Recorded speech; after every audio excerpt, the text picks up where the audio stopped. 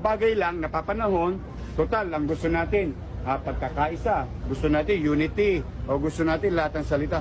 Hindi po namin maisasaing yan. Ang maisasaing namin, yung 200 billion, pwedeng pagamit sa mga nahihirapan nating kababayan. So yun lang naman ang punto ko doon. But Mayor, what does that say with the character of a potential president that they aren't paying their obligations to the government? And that's the time for you to think twice. Dapat yan na po ang isipin nyo mabuti. Anong uri ng karakter ang isang taong pwedeng mamuno sa atin na siya mismo ay hindi sumusunod sa lituntunin ng gobyernong kanyang pamumunuan.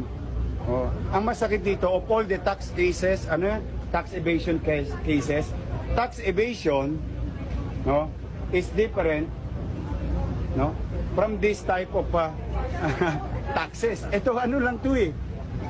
Walang kapaliwanagan talaga. Ako, ang paniwala ko po walang sapat na walang maipaliliwanag na excuses, Kasi minana mo lang, hindi mo pinaghirapan. Babawasan mo lang ng kaunti. So sa akin, kung ang buwis mo 200 billion, 'di ba? Siguro ilang bilyon-bilyon pa yung matitira. Ibang tao wala na makain.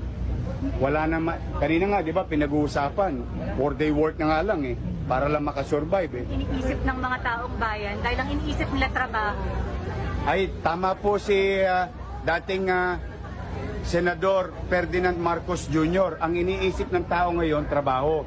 Ngayon kung masisingil natin sa kanya yung 203 billion, marami tayong mabibigay na trabaho. Tama siya doon at dapat siya na magsimula.